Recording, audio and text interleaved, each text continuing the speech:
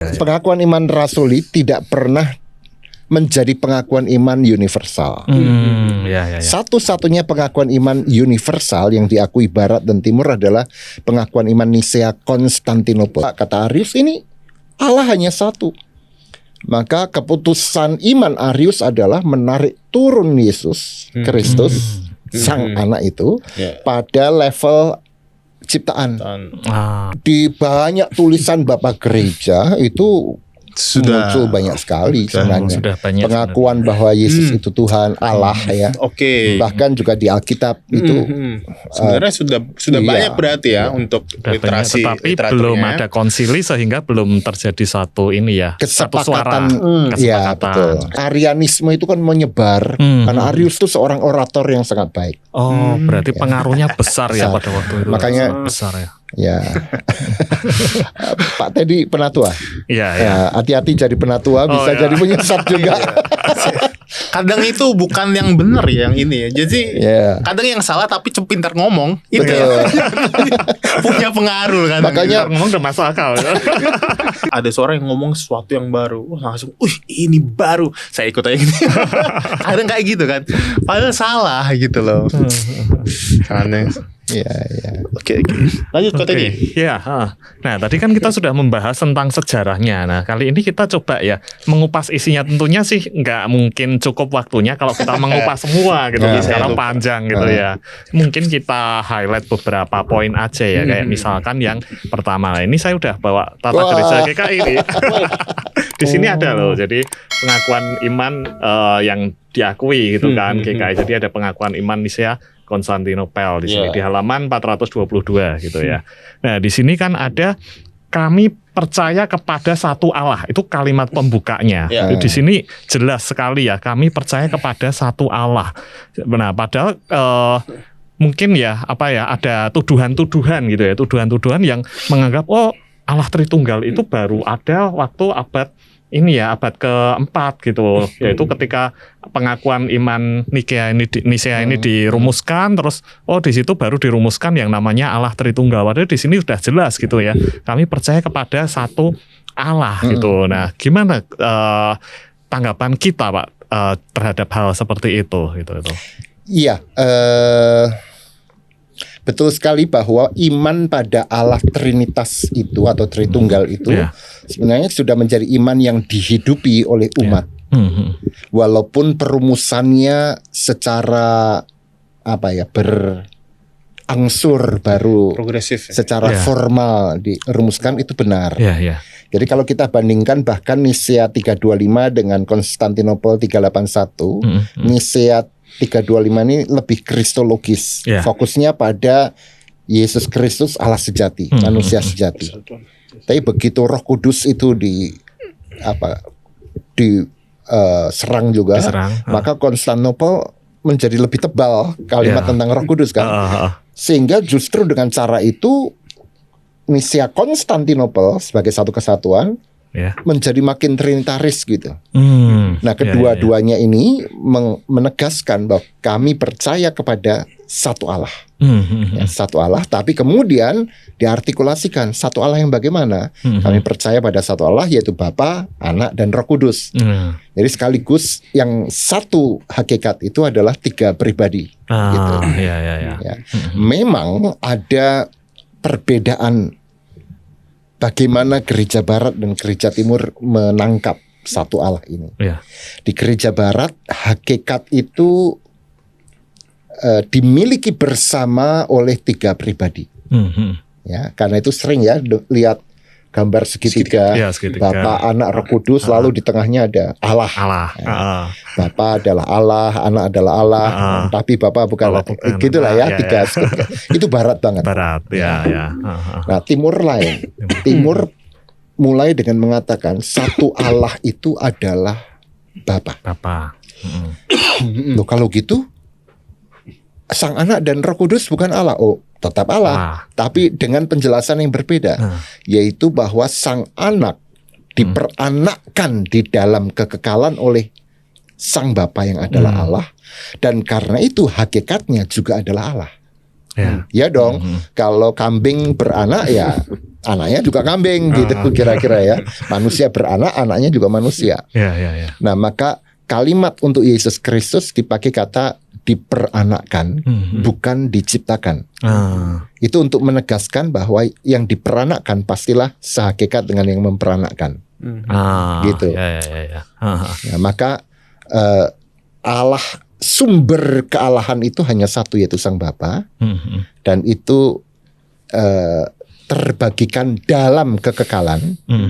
Ini penting sekali, dalam kekekalan kepada Sang Anak dan kepada Roh Kudus. Jadi jangan bayangkan, kalau Yesus diperanakkan oleh Sang Bapa, ada saatnya belum diperanakkan dan setelah diperanakkan selesai memperanakkan. Enggak. Memperanakkannya itu terjadi dalam kekekalan, sehingga tidak ada waktu sebelum dan sesudah. Oke, karena tidak Perut ada. Ya. Kalau yang saya pernah dengar itu kalau Allah Tritunggal yang penjelasan Gereja Timur itu Allah dengan firman-Nya dan dengan rohnya gitu ya. Firman-Nya adalah Tuhan Yesus. Nah, rohnya firman itu Roh keluar Kudus. dari Sang Bapa. Nah, itu dengan kalimat Nisea, keluar itu diperanakkan. Maksudnya itu ya. Jadi bukan diperanakkan secara biologis. Tidak. Kan. Nah, dalam konsili Konstantinopel kedua, kedua ya, jadi bukan 381, jauh, jadi sesudah Kalsedon. Itu dikatakan bahwa Sang Anak ini memiliki dua peranaan gitu. Dia diperanakkan secara kekal oleh Sang Bapa, dan dia diperanakkan secara historis, biologis oleh Maria. Ini dua hal yang berbeda. Iya. Gitu. Jadi kata kunci kekekalan itu jadi kata kunci untuk mengunci keilahiannya. Betul. Karena hanya Allah yang bisa berada di dalam kekekalan ya. Betul. Tidak terpengaruh oleh waktu. Ya. Dan itu sebabnya di Nisea juga disebutkan bahwa Sang Anak itu menjadi sumber dari segala ciptaan. Bahkan semua ciptaan diciptakan di dalam Dia. Dia ada sebelum segala zaman. Gitu. Nah, ini yang menurut hemat saya sangat penting dibandingkan pengakuan iman rasuli. Iya. Pengakuan iman rasul itu kan mulai aku percaya pada Allah Bapa yang Maha Kuasa pencipta langit dan bumi, dan kepada Yesus Kristus Anak yang tunggal Tuhan kita yang dikandung, lalu langsung peristiwa dikandung lalu menderita. Ya, tapi keilahiannya kurang jelas di situ ya. Nah, Nisea ketika sampai ke Yesus ada dua paragraf. Ya kan? Paragraf yang pertama mau menunjukkan keilahiannya. Siapa Yesus? Dia diperanakkan, bukan dibuat. Dia Allah dari Allah, terang dari Allah, terang Allah sejati dari Allah sejati. Ya. Itu jadi siapa Yesus Kristus muncul. Baru paragraf kedua mirip dengan pengakuan iman rasuli. Dikandung dari Roh Kudus, menderita dan seterusnya. Ya. Jadi emangnya kata yang penting ya, diperanakkan bukan dibuat, bukan atau diciptakan. Dan sehakikat dengan Sang Bapa. Homoousios. Ya. Untuk melawan homoousios dari Arius. Ya. Jadi sebenarnya Nisea ini menurut saya lebih dalam daripada pengakuan iman rasuli. Betul. Cuman lebih panjang. Lebih panjang dan mungkin agak sulit dipahami kalau nggak ada penjelasannya. Gitu kan ya Pak ya. Betul. Oke, ketika pertama baca diperanakkan bukan diciptakan, ini apa gitu kan maksudnya ya, ternyata itu tadi. Ada background. Ada yang dilawan lah. Ya. Kalau ngomong diperanakkan, orang awam pasti nangkapnya dari yang sebelum ada jadi ada. Biologis. Kalau mereka nggak paham yang dimaksudkan. Nah, saudara-saudara kita Muslim juga salah memahami itu. Kalau diperanakkan oleh Sang Bapa ada ibunya, ibunya Maria, dan wah itu kacau lagi. Itu ajaran yang berbeda lagi itu ya. Diperanakkan itu ya karena ini ya, karena firman itu keluar dari Sang Bapa gitu ya. Dan tidak ada masa di mana Bapa itu tidak memiliki firman kan gitu ya. Betul. Dan juga sama juga dengan roh ya. Nah, untuk roh dipakai istilah yang khusus, yaitu keluar. Ya, keluar. Bukan diperanakkan tapi keluar gitu. Kenapa kok pakai istilah keluar, Pak? Karena prinsip dasarnya sebenarnya sama, generasi. Jadi apa yang keluar dari satu pribadi itu, satu itu kemudian menjadi sabda karena dia firman, maka dia dipakai kata diperanakkan, karena roh itu gini, diperanakan itu kan ada bukan wujud ya, tapi hadir secara aktual. Ya. Nah, maka itulah sang anak begitu. Ya, ya. Tapi roh itu kan kemudian hadir di mana-mana. Maka dipakailah kata apa? Proceed apa? Keluar. Itu hanya untuk membedakan bahwa ini bukan dua anak. Ya. Gitu. Hanya ada anak tunggal yaitu sang Yesus Kristus itu dan roh Allah yang hadir di mana-mana begitu. Ya. Maka dipakai kata prosedit dalam bahasa Latinnya.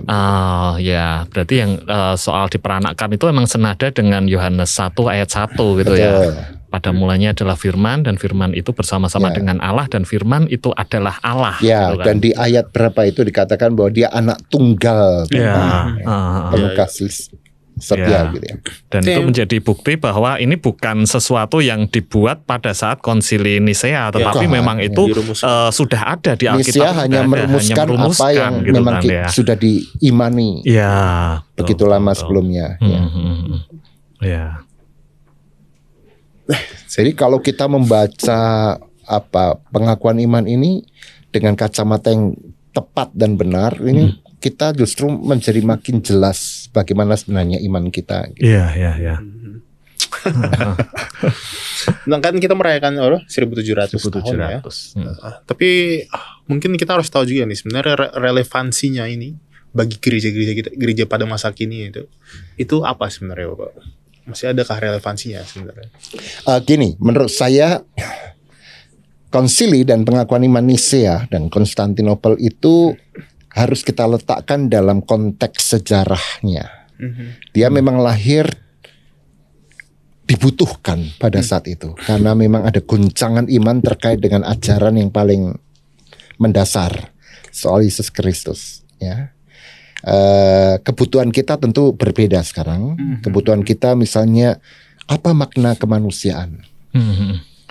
Kok manusia ini makin dibuat tidak manusiawi, ya? Penindasan, peperangan, AI dan lain sebagainya. Nah, maka menjadi sangat menarik bahwa pengakuan iman semacam ini juga dapat berbicara banyak untuk problem kita saat ini dan sekarang ini, gitu. Sehingga satu, kita nggak perlu kemudian juga dalam suasana polemik seperti pada masa itu. Ya. Mungkin itu masih bisa dilakukan jika serangan itu tetap masuk, ya. Tapi kita nggak usah berlebihan karena kita tahu sekarang bahwa serangan terhadap keilahian Yesus itu sebenarnya udah lama dijawab. Cukup kita memahami bagaimana iman yang benar itu kita dengan jelas bisa melawan itu semua. Tetapi bagaimana merelevansikan tema-tema ini untuk persoalan kita sekarang itu yang kedua yang penting. Misalnya dalam pengakuan iman Nisea paragraf kedua bagian Kristus itu dikatakan begini bahwa Yesus turun menjadi manusia itu untuk kita manusia dan untuk keselamatan kita. Ada ya kalimat itu ya. Untuk kita manusia dan untuk keselamatan kita. Nah, ini dua frasa yang berbeda, untuk kita manusia dan untuk keselamatan kita. Bagian yang kedua ini soteriologi, soal keselamatan. Tapi bagian yang kedua, yang pertama ini antropologi. Penghargaan pada kemanusiaan. Gitu.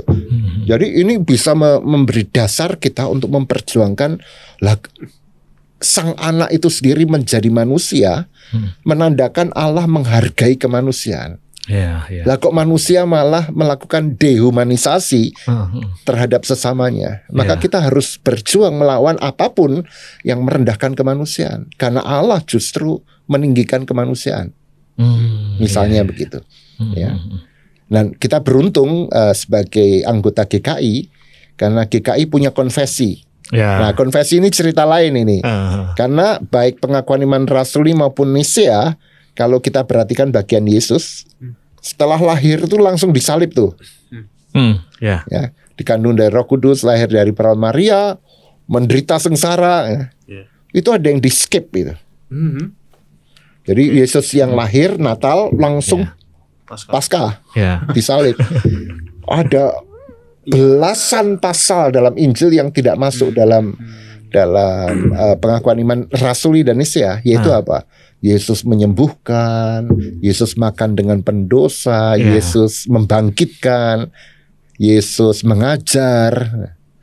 Itu yang dipakai dan dimunculkan di konfesi GKI, khususnya alinea 9 dan 10.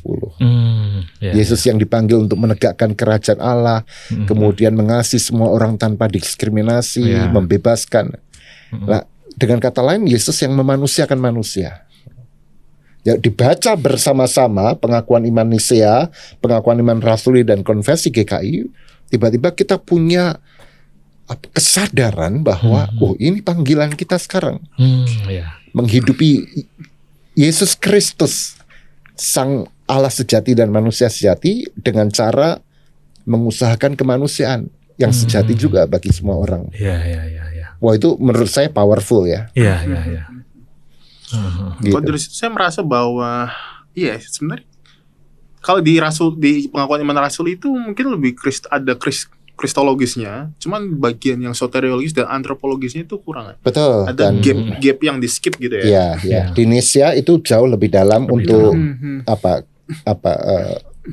katakanlah ontologisnya ya. Siapa Yesus Kristus. Tapi baik Nisea maupun pengakuan iman rasuli men-skip yang karya publik Yesus itu. Dan itu yang diambil di konfesi. Konfesi tidak setara ya dengan pengakuan iman ya. Dia di bawah. Tapi ini usaha GKI untuk menghidupi pengakuan iman dan Alkitab tentu. Dengan dikontekstualisasikan di dalam kondisi sekarang gitu ya, Pak ya. Jadi sebenarnya asik bergereja dengan perspektif semacam ini. Iya, betul. Dan sangat disayangkan juga kalau gereja-gereja itu mungkin yang sekarang itu mulai beberapa itu menghilangkan pengakuan iman gitu ya dari ibadahnya. Nggak ada pengakuan iman rasuli, nggak ada pengakuan iman Nisea gitu. Tapi jadi, persembahan nggak dihilangkan. Nah itu jadi jemaatnya kan bahkan nggak ngerti ya ada pengakuan iman itu, dasarnya fondasi iman Kristen itu rumusannya seperti apa, mungkin jadi nggak tahu gitu ya kalau nggak ada itu gitu. Kalau gini kita harus buat nih. Apa? Buat kalau di GKI kan tetap ada. Makanya saya setelah menyadari pentingnya Nisea ini, saya mengencourage jemaat-jemaat GKI untuk memakai pengakuan iman ini lebih sering sebenarnya. Mungkin bisa didesain ya. Kalau nggak rela pengakuan iman rasuli hanya sekali ya, 4 minggu dalam sebulan ya, 2 kalilah rasuli, 1 kali Nisea, 1 kali konfesi misalnya. Iya. Itu akan lebih memperkaya menurut saya ya. Kalau yang Athanasius malah jarang sekali dipakai. Nah, iya, itu soal lain ya. Athanasius ini memang lebih doktrinal, lebih ketat lagi mempercakapkan soal Trinitas dan lain sebagainya. Dan by the way, itu nama Athanasius bukan dari Athanasius. Itu dari jauh sesudah masa hidup Athanasius. Dari literatur yang dia tulis terus dirumuskan? Ya, memakai nama Athanasius untuk pengakuan iman itu gitu. Tapi itu pengakuan iman yang sangat baik, sangat indah untuk menjelaskan Trinitas itu. Ya. Tapi makin kurang liturgis. Iya betul. Jadi bacanya makin ruwet lah. Itu baik untuk katekisasi menurut saya. Iya. Dan mesti juga harus dijelaskan gitu ya. Kalau cuma dibaca mungkin jemaat nggak paham juga. Atau mungkin di katekisasi GKI mulai bahas apa Nisea mungkin ya. Nisea dibahas mungkin ya. Ya mungkin paling disinggung aja sih ya. Disinggung aja karena kita pakainya yang rasuli gitu kan. Jadi mungkin yang lebih banyak dibahas rasuli bukan. Agak rugi sih kalau rasuli yang menjadi basis untuk katekisasi sebenarnya. Itu ya. Misalnya Yesus Kristus kan ada banyak hal yang ada di Nisea yang tidak ada di rasuli. Padahal itu penting sekali. Tapi Pak, Nisia ini kalau misalnya kita katekisasi cuma pakai Nisia itu sudah merangkum ini belum sih? Oh, gereja berabad-abad memakai Nisia hanya untuk katekisasi. Sudah merangkum semua doktrin ya. Memang pengakuan iman rasuli itu pengakuan iman yang harus diucapkan orang di gereja barat ya, ketika dia dibaptis. Ya. Karena itu memang ini pengakuan iman baptisan. Dia dimulai dengan kata-kata aku percaya. Aku yang dibaptis ini percaya. Ya. Tapi Nisea lain ya. Aku percaya itu credo dalam bahasa Latinnya. Ya, tapi Nisea itu credimus, artinya kami percaya. Komunal. Komunal. Jadi memang Nisea ini diperuntukkan untuk dibaca oleh umat sebagai persekutuan. Oh, ya. Nah, ketika mau mengingat janji baptisan, memakai pengakuan iman rasuli. Ya. Gitu, bisa reformasi gereja. Bukan gereja, katekisasi. Iya, tapi memang pengajaran-pengajaran ini sangat penting ya untuk terus diajarkan gitu ya, baik itu melalui katekisasi, melalui kebaktian minggu, seminar-seminar gitu ya, karena semakin melalui podcast ya. Ini dia kita sudah merealisasikannya. Semakin kesini tuh semakin banyak serangan-serangan ya ke kekristenan gitu. Apalagi sekarang zamannya sosmed gitu kan, orang dengan bebas ngomong gitu ya. Kalau zaman dulu yang bisa ngomong kan orang yang punya pengaruh gitu kan, orang yang punya panggung sendiri. Tapi sekarang setiap orang punya panggung, ngomong sendiri-sendiri gitu. Iya, ini masa hilangnya otoritas. Iya, betul. Siapa yang nekat ngomong dan menarik ngomong itu yang dianggap oke. Iya. Iya, itu bagian dari postmodern ya. Iya. Betul. No authority ya. Kalau ngomongin postmodern jadi satu sesi lagi. Iya kan. Iya, betul. Tapi memang penting sekali ya ngomongin soal otoritas juga tadi. Iya. Pada masa itu kalau orang sembarangan ngomong ya pasti bisa sesat ya. Iya. Sekarang Oke, kalau gitu ini sebenarnya masih bisa panjang nih sebenarnya. Tapi karena waktunya sudah tidak cukup ya, kita mungkin akan ketemu di episode selanjutnya. Tapi sebelumnya kita minta dulu Pak Yos untuk closing statement dari Bapak Yos. Ya, saya teringat dengan apa yang pernah disampaikan oleh seorang ahli sejarah gereja yang bernama Jaroslav Pelikan. Dia mengatakan begini, tradisi adalah iman yang hidup dari orang-orang yang sudah mati. Tradisionalisme adalah iman yang mati dari orang-orang yang masih hidup. Saya ulang ya, dia berkata begini, tradisi adalah iman yang hidup dari orang-orang yang sudah mati. Tradisionalisme adalah iman yang mati dari orang-orang yang masih hidup. Jadi mungkin ada yang menyaksikan podcast ini berkata, ini kan tradisi kuno, udah usang begitu ya. Tapi ini tradisi iman Kristen yang dihidupi. Walaupun Athanasius sudah mati, Alexander dari Alexandria sudah mati, Arius sudah mati ya. Tapi hasil dari konsili 1700 tahun lalu ini ya, iman yang hidup yang membuat GKI Coyudan ini ada. Ya, bayangkan Nisea di Turki ini ya, membuat kesatuan iman, lalu Injil menyebar sampai ke Inggris ya, abad yang ke-6, abad 7 ke Belanda, lalu dari Belanda ke Indonesia ya. Lalu ada lagi lewat ke Cina Jongsung ya, ke sini sampai akhirnya terkoneksilah Nisea itu dengan Coyudan ini. Itu gereja yang satu dan sama. DNA-nya sama ini. Coyudan dan Nisea ini. Ya. Itu menandakan bahwa ini tradisi ini iman yang hidup. Walaupun pendahulu kita udah mati. Tapi iman itu tetap hidup. Dan iman yang hidup itu tidak bergantung dari tokoh-tokoh itu. Tapi dari Roh Kudus yang menjaga gereja ini. Begitu. Nah, celakanya gereja sekarang justru lebih suka untuk hidup dalam tradisionalisme yang justru menunjukkan iman yang mati walaupun orang-orangnya masih hidup gitu. Nah, maka perlu buat kita untuk menjaga iman yang hidup ini. Tradisi ini begitu berharga, terlalu berharga untuk kita abaikan dan campakkan begitu. Oke, siap. Bapak closing statement aja buat ini pikiran saya tergelitik tadi. Jadi mau tanya lagi tapi ya oke.